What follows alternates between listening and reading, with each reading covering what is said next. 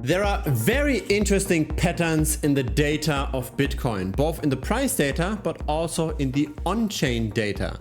The data helps us to time potential bottoms and tops. The data also helps us to figure out where Bitcoin might go very long term. Let's have a look at the models most people are not considering. Now let's start off with something very straightforward. What we've got over here is the Bitcoin price chart based on yearly candles. So the first real useful data point is in 2010.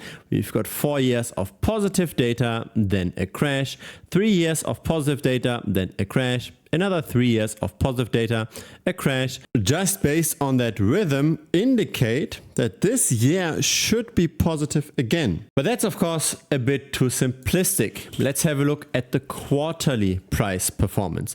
Now here's a first interesting pattern. We've got again the Bitcoin price. This time it's in orange, and what we see at the bottom at this bar chart, that's the quarterly price performance. Two things are noteworthy here. First of all, the volatility of Bitcoin tends to go down, right? So the percentage changes in the early days aren't going to repeat themselves when Bitcoin is now at billions of dollars in market cap.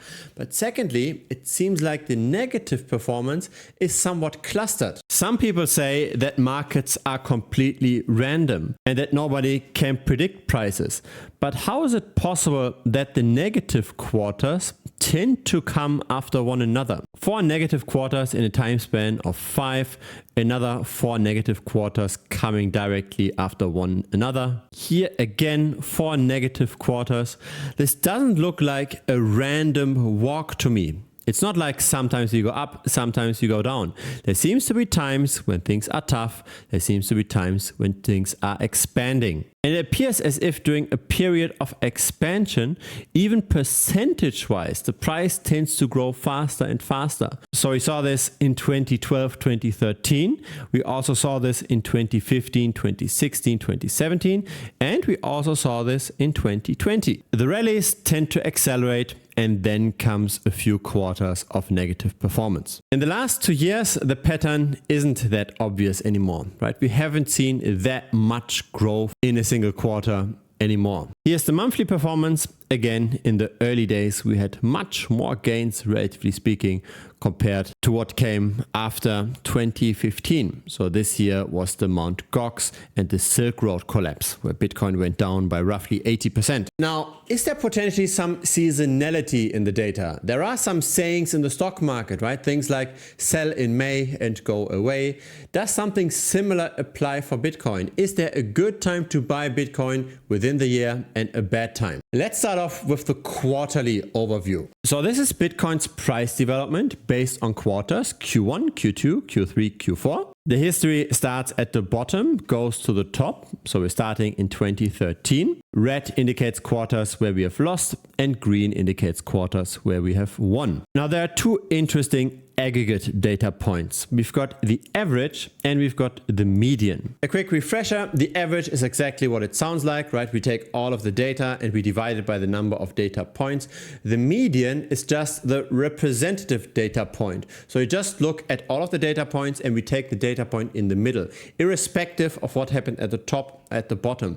This way we can exclude the outliers. For example, for Q1, we see a massive difference between the average return and the median return. The median return was negative, the average return was plus 51%.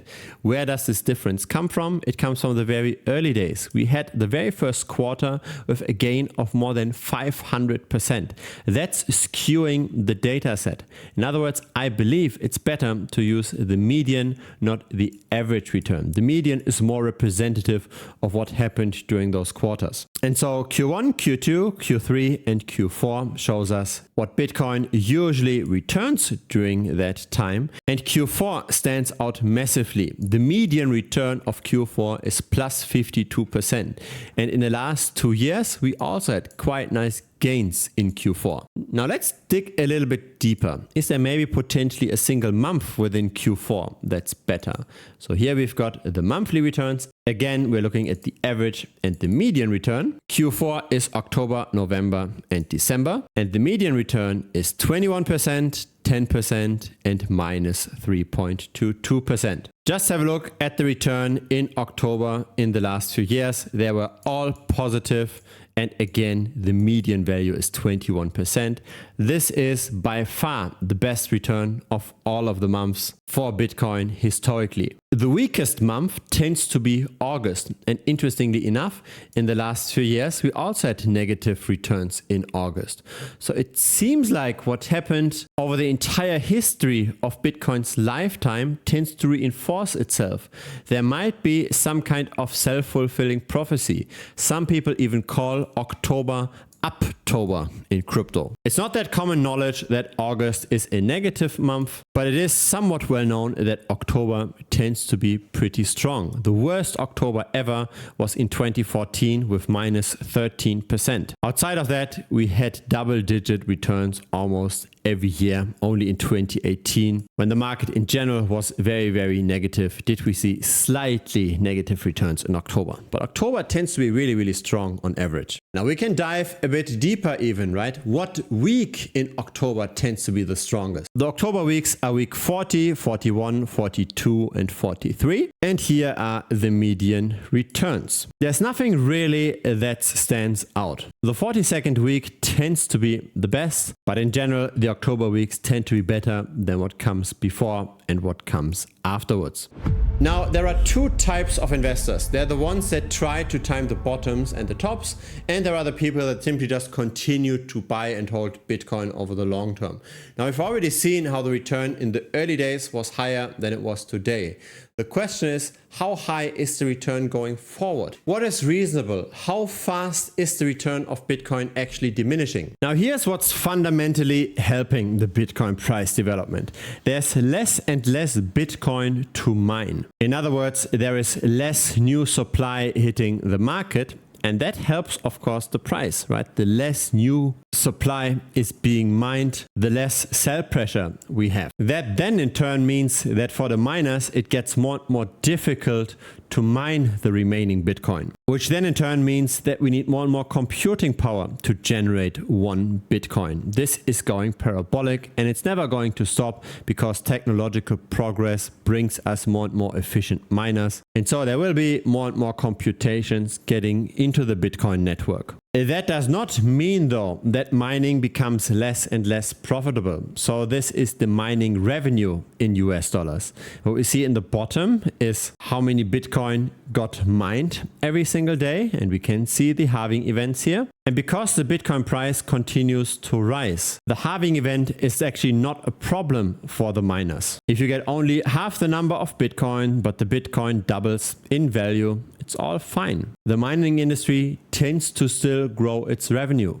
But then the question remains, right? How inflationary is Bitcoin actually? Because we have the mining, we've got the 0.85% per annum of new Bitcoin that hits the market.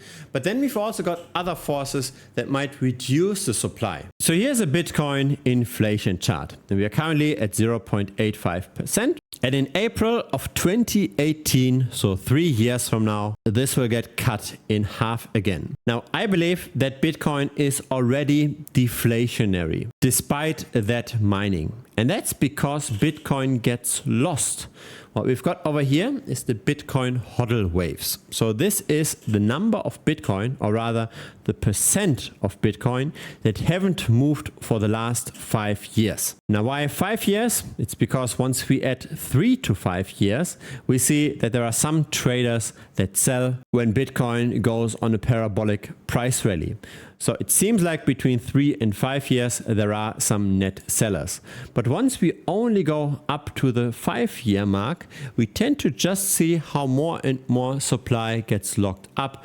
And most of that supply might simply just be lost. Even if the supply isn't lost and it's just in the hand of long-term investors, the net effect is that this is going up over time. Now let's take this data point over here. We went sideways for a while and compare this with today. The supply that didn't move increased from 20% to roughly 30%. And that's over a span of roughly 6.5 years. 10 percentage points divided by 6.5 means 1.5% of Bitcoin supply gets lost or gets at least locked up into the ultra diamond hands that never move their Bitcoin. So a supply expansion of 0.85%, but Bitcoin that gets lost at a rate of 1.5%, that makes Bitcoin over time more and more rare. That's the reason why I think Bitcoin is the hardest of the monies. There are, of course, cryptocurrencies with better tokenomics, but the nice thing about Bitcoin is it has been around for a long time. It doesn't have a lot of holder concentration, and it's also accepted around the world, right? It can't get outlawed anytime soon. There's no central point of failure. Now, we've already talked about diminishing returns over here. Here's another way to look at this. And this gives us insight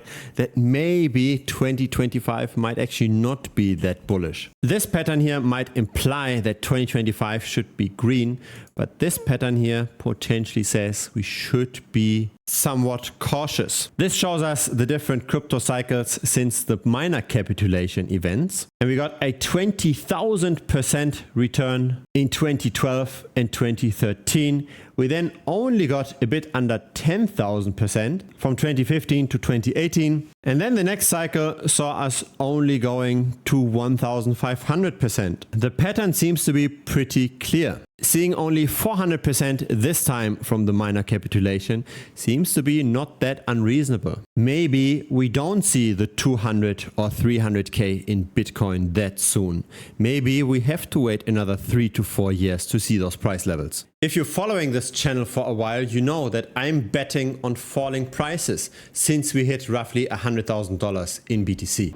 Now, here is a seemingly valid criticism. Sometimes I get the comment that if you make that much money with crypto, if you can predict prices that well, why are you even selling something? Why don't you just make money with crypto and give away all your content for free? The reason is I see this community simply as an additional leverage point. So I want to share my results actually over the last 3.5 years, something that I don't see other crypto YouTubers do. Now, I own many things, and I'm not going to share every single thing here publicly on YouTube, but I've got property, I've got precious metals, I've got stocks, I've got crypto that I never sell, and I've got my active trading portfolio for crypto. And the last one, that's what I'm sharing here. What you're seeing over here is my active trading portfolio measured in Bitcoin.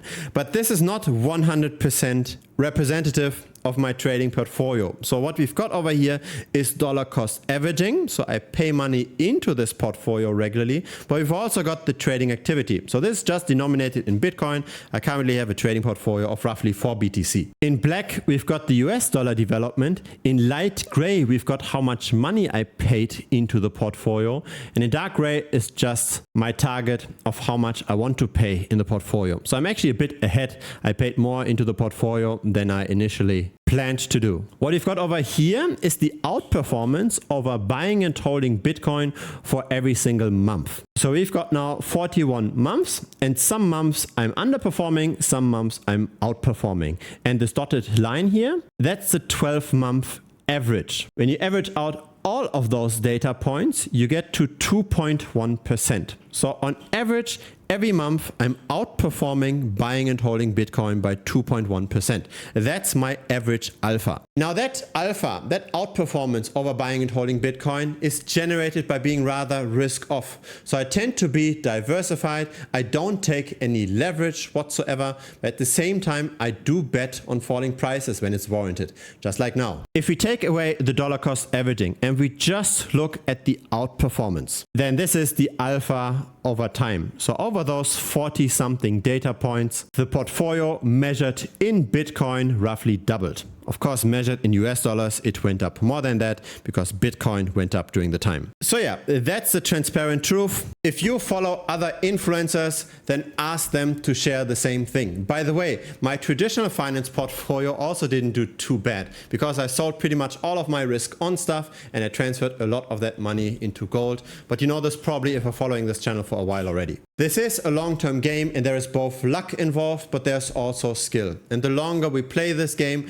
the less Nevertheless, the luck component becomes important and the skill component does shine through. It's pretty much like with a casino, right? If you play a very long time in a casino, you will definitely lose money because the odds are in favor of the casino. But if you learn about crypto long enough, then your skill edge can become large enough that in the end the odds are in your favor, at the expense of course of the people that tend to lose. If you're okay with just having the Bitcoin performance, then you can just ride the waves and everything is fine. But if you want to outperform versus just buying and holding, then it is truly a player versus player game. If you make more than the average market participant, then other market participants have to lose. You have to be more skilled than others. And I'm of course trying to make this easy for the community. That's why I'm sharing my own trades. But I also, on top of that, have got various tutorial videos to help with risk management, to help with how to set up the trades, etc. So that's over here on the premium website. There's more than 100 tutorial videos in total. It's about on-chain analytics, it's about betting on falling prices, it's about risk management, etc. More than 100 videos. Feel free to binge watch all of them. Now here's something I can only offer during times like this, when prices tend to decline and most speculative money is already out of the market. During times like this, there isn't too much growth in YouTube, there aren't too many views on crypto channels. That's why during times like this, I am okay to even make one-on-one calls with premium members. Now I can't do this with everyone, I only do this to the people that sign up for the yearly subscription. So that's currently $1,250 per year, but you are getting my entire attention for an entire hour via a Zoom call, and you're also saving some money over the monthly plan. So it's $250 or 2 months that you're saving. Of course, you can also start off just with monthly and then switch to the yearly payment later on. If it's your first time here, feel free to subscribe. I publish here regularly. A like would be very much appreciated as well. Helps the channel grow. See you next time on YouTube or potentially see you in premium. Cheers.